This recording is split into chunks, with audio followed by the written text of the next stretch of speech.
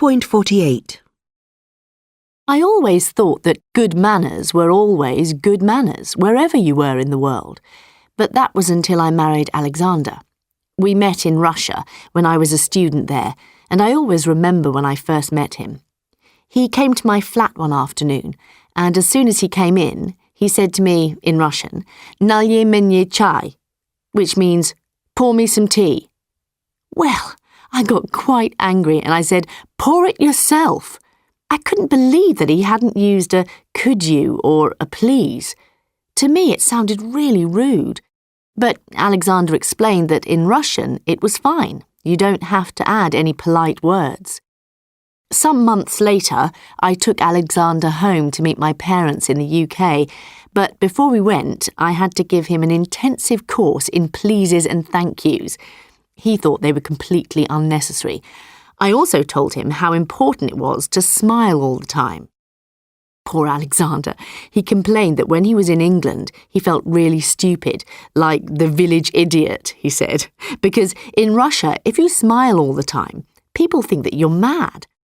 And, in fact, this is exactly what my husband's friends thought of me the first time I went to Russia, because I smiled at everyone and translated every please and thank you from English into Russian. Another thing that Alexander just couldn't understand was why people said things like, "Would you mind passing me the salt, please?" He said, "It's only the salt, for goodness sake. What do you say in English if you want a real favour?" He was also amazed when we went to a dinner party in England and some of the food was, well, it wasn't very nice, but everybody, including me, said, "This is delicious." In Russia, people are much more direct. The first time Alexander's mother came to our house for dinner in Moscow, she told me that my soup needed more salt and pepper, that it didn't really taste of anything. I was really annoyed. And later, after she left, Alexander and I argued about it. Alexander just couldn't see my point. He said, "Do you prefer your dinner guests to lie?" Actually, I think I do. I'd prefer them to say, "That was lovely," even if they didn't mean it. Anyway, at home we now have an agreement.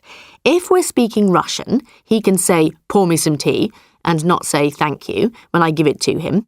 But when we're speaking English, he has to add a please, a thank you, and a smile.